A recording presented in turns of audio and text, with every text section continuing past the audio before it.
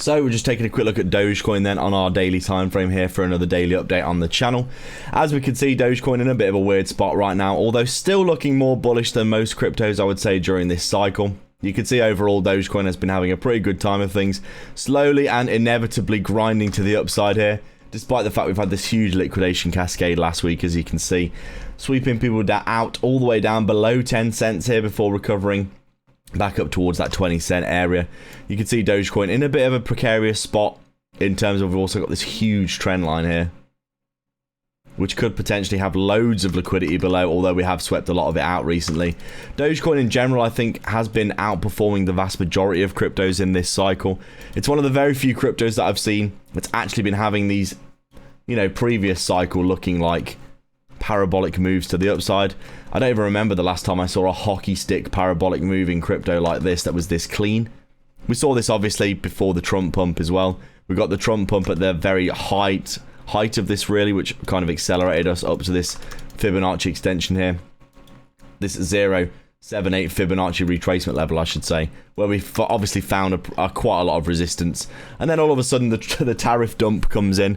Trump starts implementing tons of tariffs at the start of this year, going into January here, January, February time, and you can see that obviously that actually dumped the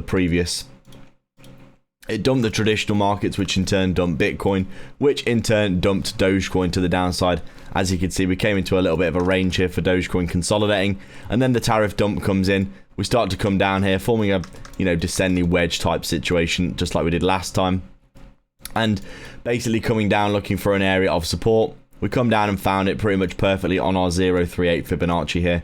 As you can see, we're making our way down through our fib levels.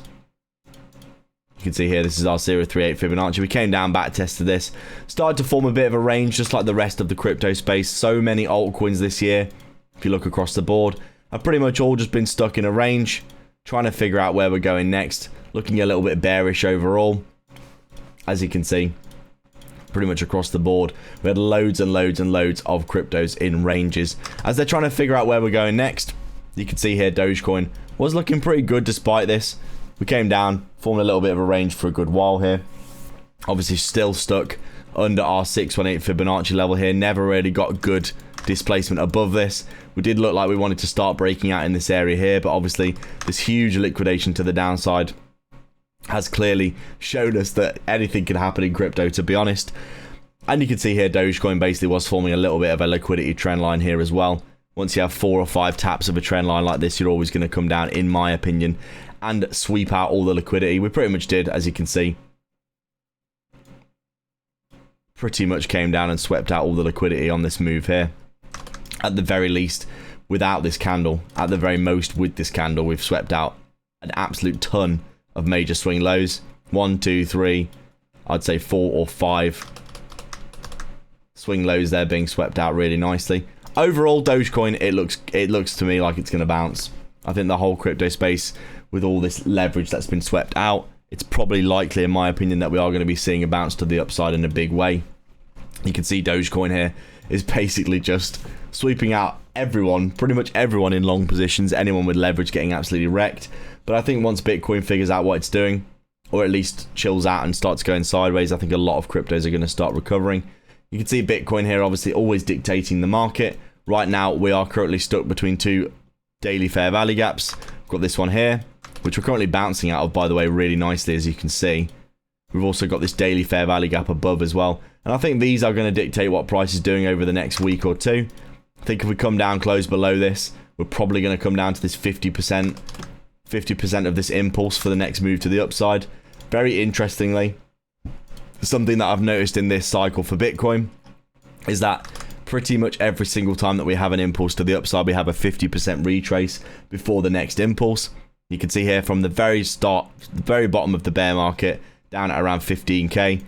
Impulse, 50% retrace. Impulse, 50% retrace. Impulse, this one was only a 20 or 30% retrace because we were so bullish.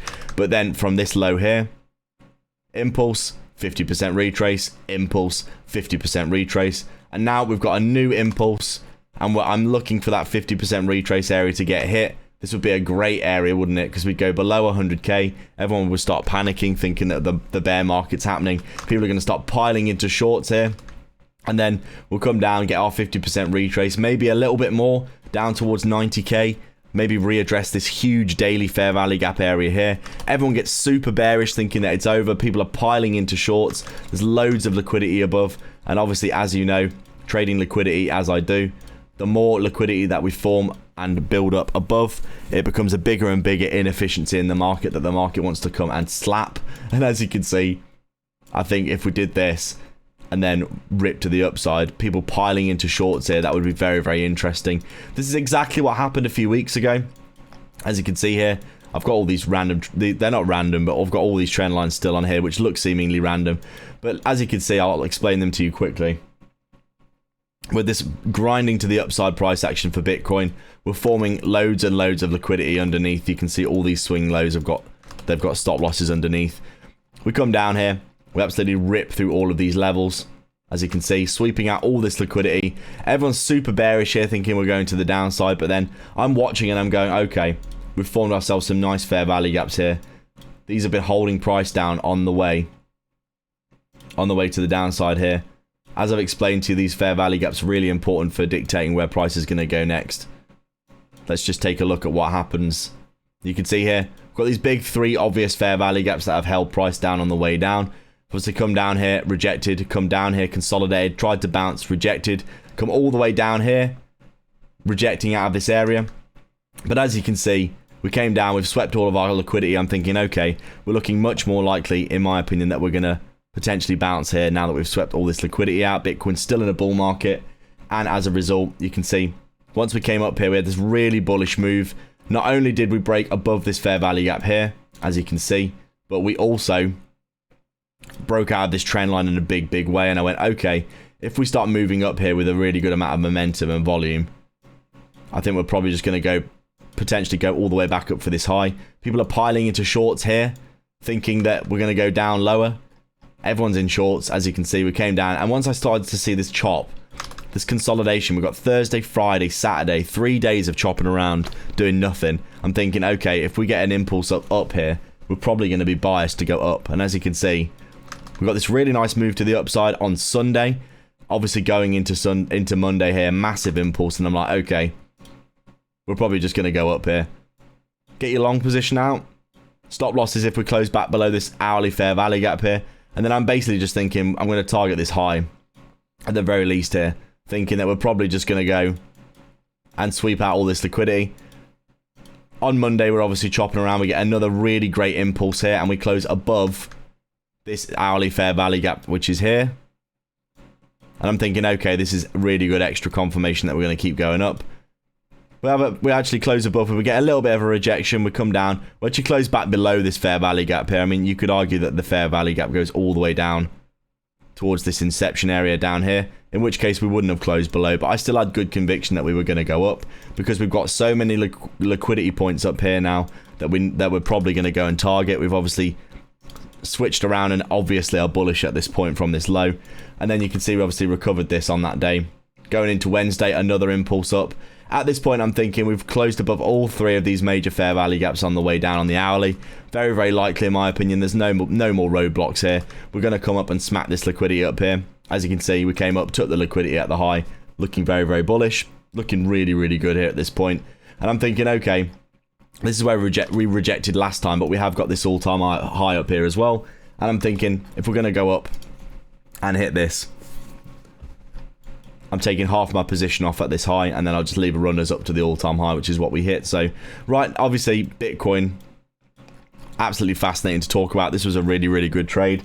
But overall, as you can see, these fair value gaps have got good credence in the market, and they definitely give you an idea of where we can go next. And this just means for Dogecoin that right now we're probably going to see some chop until Bitcoin decides where it's going to go. Dogecoin in a very weird spot here. As you can see, we have obviously got that huge liquidation below in terms of the wick. We've got that daily fair value gap above, which is massive here, which we are currently rejecting. And we are going to be in a bit of a weird spot for a while until Bitcoin decides what it wants to do. As always, guys, thanks a lot for watching. I do appreciate you joining the channel and getting involved. As always, you're all absolutely amazing. Please do like and subscribe. Leave a comment down below. Check back every day for daily updates and get some free money in the description below.